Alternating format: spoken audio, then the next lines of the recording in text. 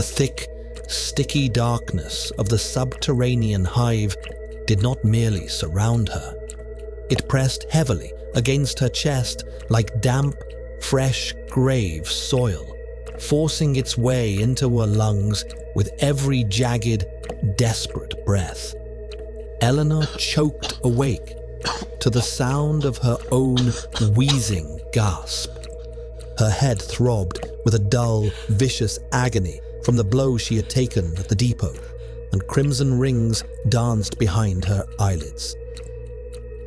Attempting to move, she realized she was suspended several feet above the cold stone floor. Her body was entangled like a fly in a spider's web, ensnared by a colossal, blindly pulsating network of pale roots that resembled wet, twitching tendons. They shifted subtly against her, and even through her clothes, Eleanor could feel their faint, deathly warmth. The air was a suffocating, dense concentrate of sweet rot, ammonia, and stagnant, iron-scented atmosphere. She jerked her leg, and beneath her heavy combat boot, something hollow shattered with a dry, splintering crack. Eleanor forced her head around with great effort. In the sickly, phosphorescent green glow of the fungal growths lining the cavern walls, thousands of ancient remains gleamed. Lime dust, cracked shapes, and remnants ground into white powder. This was a centuries-old graveyard of vessels, empty, utterly drained biological husks of those whom the accursed district of Gaelen's Ridge had methodically sacrificed to the tree over the course of 200 years. The mycelium left nothing behind but calcified phosphorus.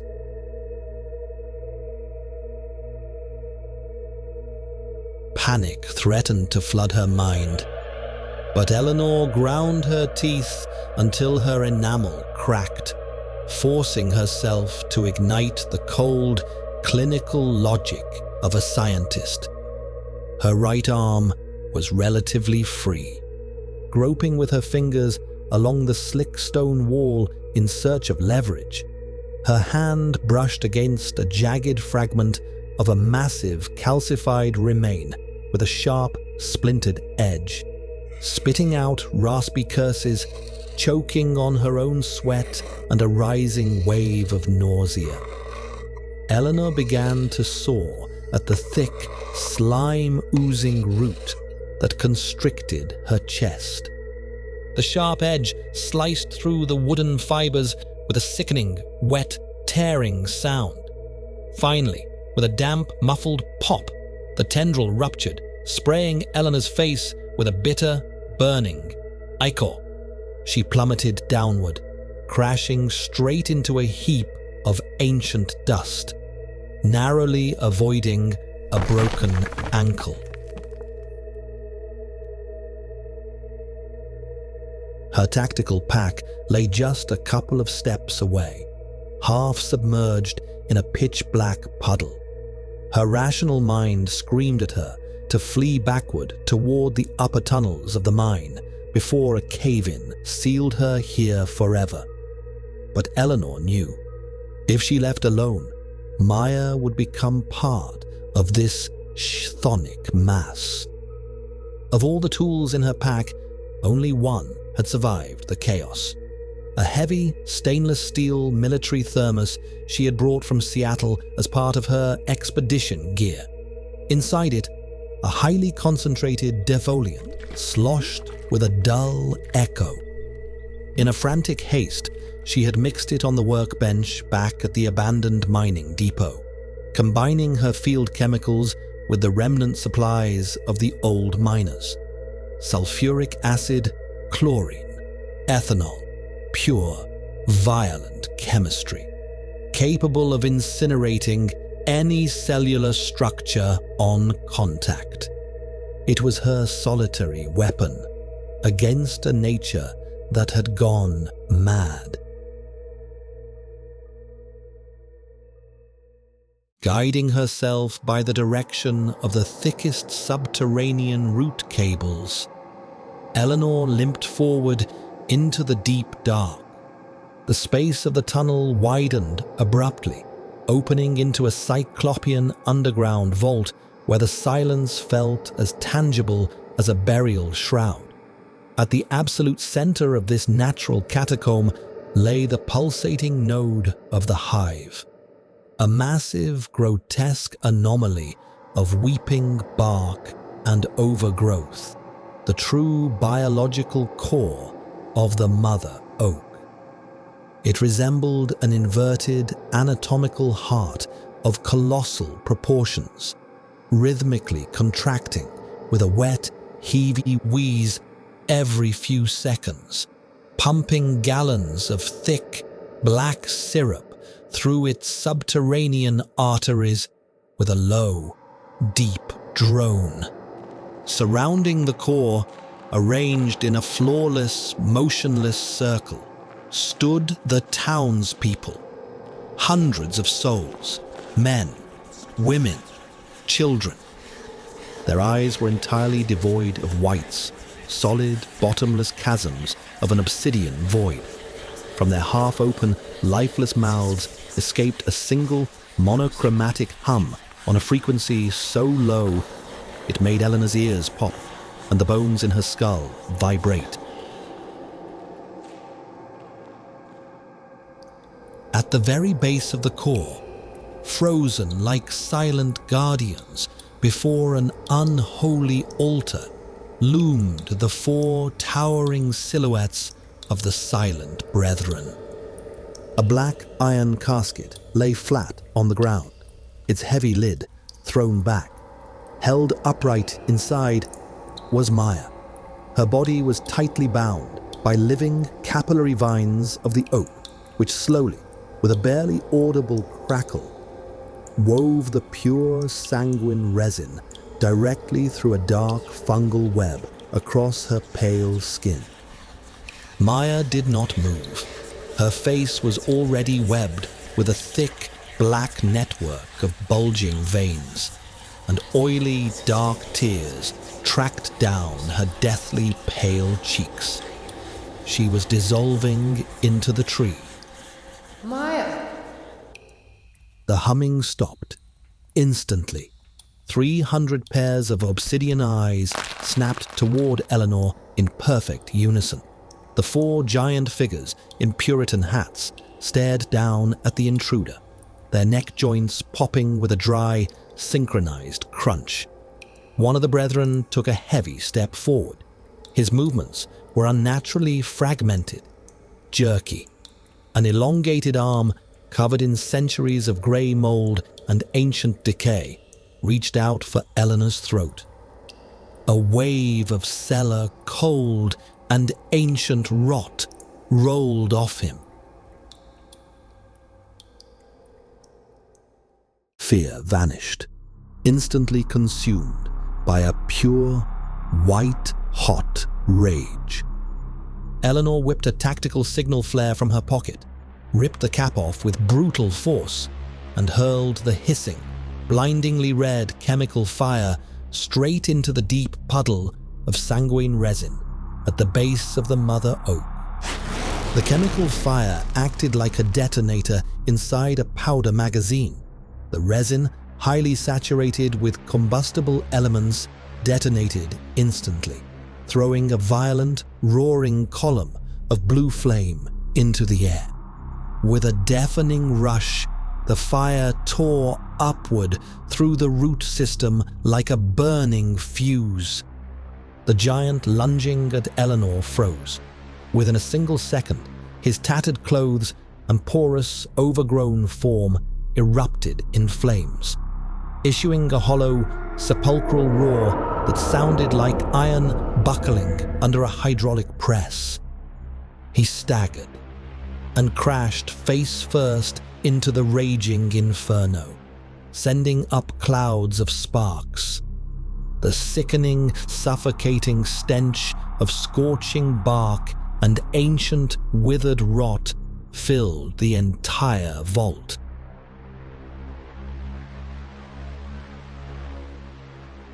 The crowd of cultists screamed, a single, synchronized wail of absolute agony torn from 300 throats. The psychic link of the hive mind had become their ultimate damnation. Seizing the moment of chaos, Eleanor shielded her face with her sleeve against the blistering, unendurable heat and broke through the ring of fire, rushing directly to the iron casket.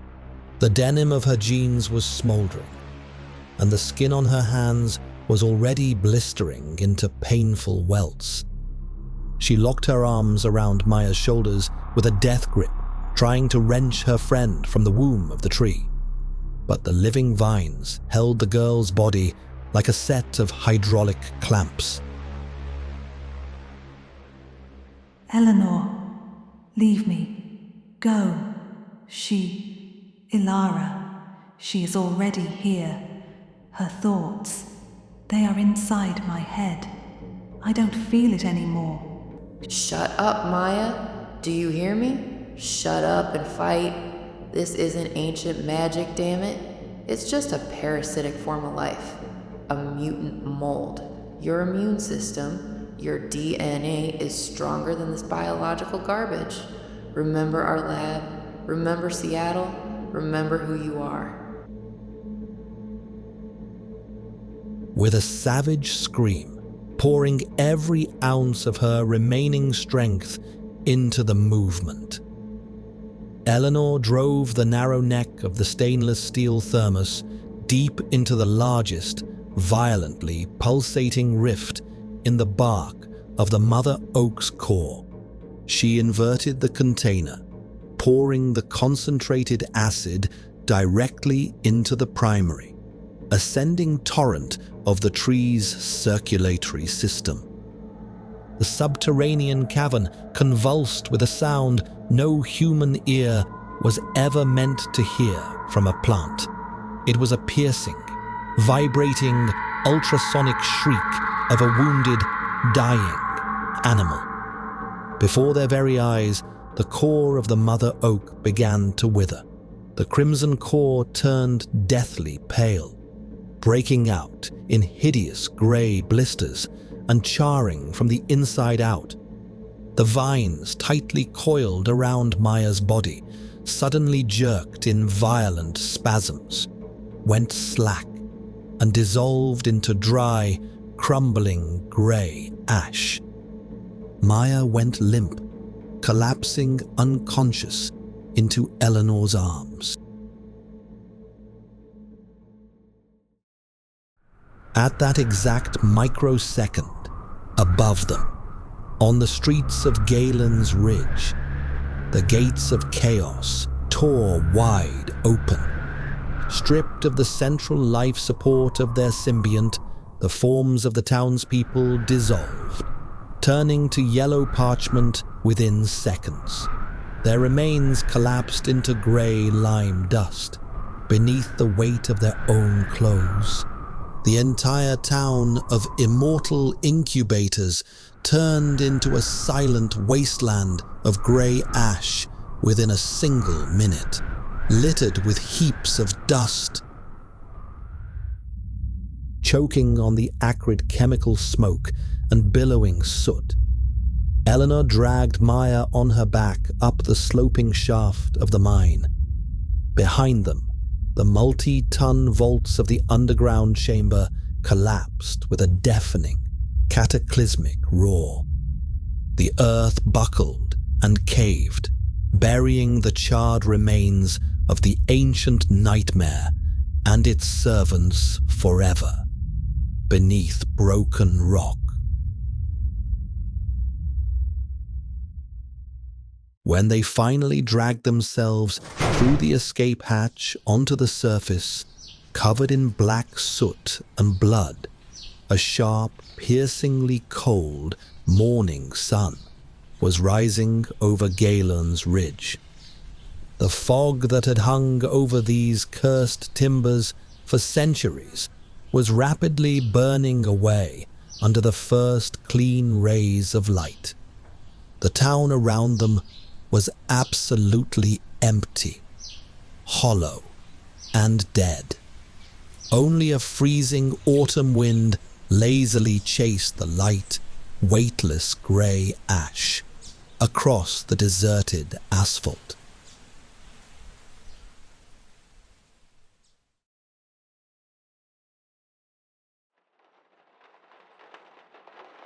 Six months passed.